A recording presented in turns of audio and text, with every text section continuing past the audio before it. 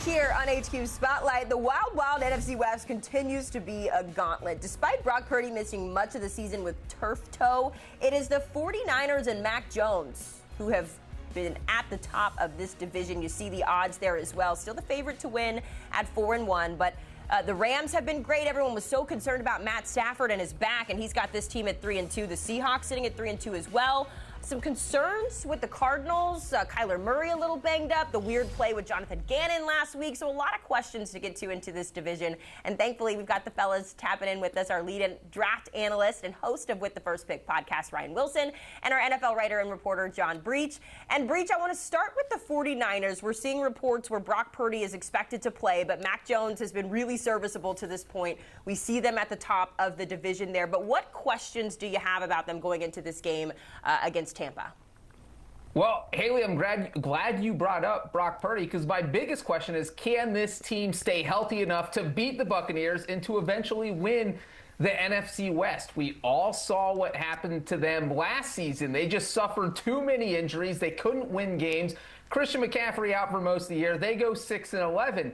This year, the injury bug bit them again. I don't know what this team is doing, but they've been able to overcome these injuries, and that's why they're 4-1. And now they're in a huge NFC showdown against the Buccaneers, because if you win this game, now you're in the driver's seat to maybe get that #1 overall seed in the NFC. But there are question marks with the injuries, because we don't know how long Brock Purdy is going to be out. Mac Jones has been great for a few weeks, but is his play sustainable? And Mac Jones is kind of dealing with an injury himself, so he's a little bit banged up. You look at George Kittle, injured. Juwan Jennings has been dealing with some injuries. They already lost Nick Bosa for the season, which brings up another question. Do you end up replacing him? Because they have so few sacks this season. So it really comes down to, can this team get healthy at the right time? And right now, it looks like they might, because these guys should be coming back in the next week or two.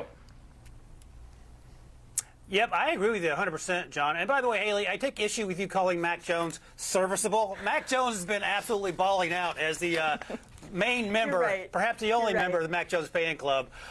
So that said, Breech mentioned the name Nick Bosa, and I want to go to the defensive side of the ball, because that pass rush, as Breech alluded to, has been abysmal. They've had 1 sack the last 2 weeks. The pass rush pressure rate has gone down from 38% to 24% in the last 2 weeks since losing Nick Bosa. They haven't had an interception in 12 games. So something needs to change, because you can't put everything on Mac Jones' shoulders, because as we've seen, that could potentially collapse. So they have to figure out a way to generate some pass rush. They have injuries on that side of the ball as well. Michael Williams, the rookie, has played like a rookie. Everyone else virtually is just about injured on that defensive line. So Robert Saleh's going to have to dial up some stuff in terms of getting pressure.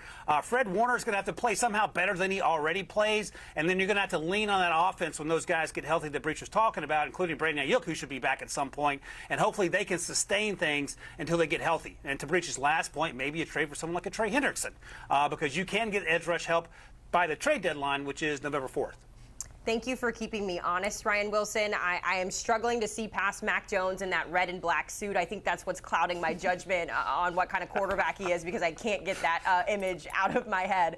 Mac Jones has been more than serviceable for the 49ers in the NFC West. But so is Sam Darnold, guys. That's where we're going next. The Seahawks taking on the Jags Sunday, 1 o'clock Eastern. We know that Darnold's playing some of his best ball, but Ryan, it's not the offense that you're questioning here. More questions about the defense for this Seahawks secondary. Been managing some key injuries. Yeah, and it's sort of the same story that we just had with the 49ers in the same division, because Sam Darnold has been healthy, and that offense has looked great. Jackson Smith and Jigba looks like legit #1. We're going to go to the secondary this time in Seattle, because they've been banged up. Devin Witherspoon, their former first-round pick, who's an absolute baller, has been battling injuries. So has Julian Love. Reek Woolen, who had a great rookie season and has sort of had a progressive slide downward since, is struggling in a real way. And you wonder, there had been some rumors that perhaps he might be traded, and if so, who would they bring in? So this secondary has to somehow hold down the fort over the next few weeks until they can get healthy. The good news, unlike San Francisco, they get after it with their front seven, and their front four in particular. So Mike McDonald, who was the defensive coordinator in Baltimore before he got this head coaching job, has been really good about having this defense play on the same page, even though there are some shortcomings in the secondary. I want to see what the secondary looks like going forward as they try to get healthy and get those players back, and relying in the meantime on that front seven to create some of that pressure while Sam Darnold's it up. Yeah, Ryan, Mike McDonald has made that defense look good since he was hired last season. One thing Mike McDonald has not been able to do, though, is win games at home. And so for me, that's a big question mark for the Seahawks. Can they start winning home games? We know they play at Jacksonville this week. Well, that shouldn't be a problem for Seattle because they are 9-1 in road games under Mike McDonald. But when you start looking at the home games on their schedule, they're 4-8. This is a team that had mystique at home. They were unbeatable at home at one point under Pete Carroll, won 14 straight games. Haven't been able to do it as much this year. 1-2 already, and they have a lot of home games down the stretch. The Vikings, the Rams, the Falcons, the Colts, that they are all going to need to win. So they need to play better at home if they want to stay in playoff contention and maybe win the NFC West. You talked about that 9-1 record on the road. The Seahawks have won 8 straight on the road as well. That's the longest in franchise history. So good news, Breech. This game is on the road for them, and maybe they'll have a different outcome. I mentioned it in the lead-in here. There were some concerns about Matthew Stafford and his back during the preseason. He had the epidural, but it hasn't seemed to hinder him yet. Unfortunately, though, for LA Breech, special teams has. And for as special as it's been around the league, the Rams just haven't found that spark. The kicking has been bad. They've had a few block punts as well. What's your biggest concern with that unit? Well, my biggest concern is that they have not been able to fix it. And so they need to figure out how to do that, because when you look at the Los Angeles Rams, this team is 3-2. If their field goal unit knew how to block the opponent, they would be 5-0. We're talking about a team that has had 3 of their kicks blocked in the fourth quarter over the past 3 weeks. You go back to that Eagles loss in week 3. They're trying to kick a field goal to win the game. It gets blocked in return for a touchdown. And that came one possession after they had another field goal blocked in that game. Let's go back to the week 5 Thursday night loss against the 49ers. The Rams scored a touchdown that tied it at 20. They had a chance to kick an extra point to take the lead. It gets blocked. So instead of having that lead, they end up losing in overtime. So that is where your special teams has cost you 2 games. And that's just something you can't have. Most teams aren't going to lose 1 game due to their special teams. The Rams have already lost 2 through 5 weeks. So that is something they absolutely need to get figured out, because when you get later in the season and these games go down to the wire, you need to feel good when you send your kicker out there to try a field goal and not be sweating because you think that kick might be blocked. Yeah, and something a special teams group can do for you, Breech, is help your defense with field position. And that brings me to the cut and paste portion of my answer. The secondary in Los Angeles, which has also struggled. Again, field position matters, and if you get the special teams sorted, that will help that unit. They've also battled injuries. Their safeties are pretty good. They also have the pass rush that starts with Jared Verse, of course. They have Braden Fisk, and that unit has been really good. And, oh, by the way, Matthew Stafford and Puka Nacua, 2 of the best players on the planet. So they can hold fort where they are. But they need to get a little better in the secondary, and obviously special teams Breech mentioned, because I don't think the offense can continue to put up the production that we've seen through the first 5 weeks. Rams at the Ravens Sunday at 1 o'clock. Ryan, you've had your eye on all of these defenses. A lot of questions when it comes to the defensive side, but you are looking offense when it comes to the Arizona Cardinals.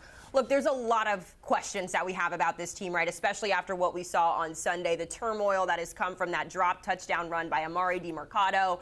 Ultimately, it's kind of left this Cardinals team, I don't know, it feels a little empty almost, Ryan. Where do you point your attention to when it comes to the questions that you have about this team? Shane Steichen is an 80s parent at the mall trying to corral their kids. That brings me back. So you struggle with the run game, and that's where I'm going. James Conner's hurt, and he's done for the season. Trey Benson is on IR, so he's done for 4 to 6 weeks. They have to find a run game, whether it's through DiMercato bouncing back, whether it's through Michael Carter, who used to play for the Jets, or maybe it's Kyler Murray, but they have to bounce back from this unforgivable loss to the Titans and do it by also finding a run game in the meantime. So that's my biggest concern as we sit here in Week 6. Ryan, my biggest concern is their inability to close out these close games. The first team in NFL history to lose 3 straight games on field goals that came as time expired. Amari DiMercato was basically the sacrificial lamb. Because of his mistake, it made you forget about everything that happened. That defense gave up 3 60-yard drives in the fourth quarter, the worst offense in football on Sunday, in that loss to the Titans. So they have a lot of issues they need to get worked out on offense, on defense, on special teams. And until that gets figured out, I'm not sure they're going to be able to turn the corner. It is going to be tough, and they are taking on the Colts Sunday, 1 o'clock Eastern. Fellas, appreciate the time and the conversation. Ryan, I'm sorry for hurting your feelings about Mac Jones. He is doing great out there.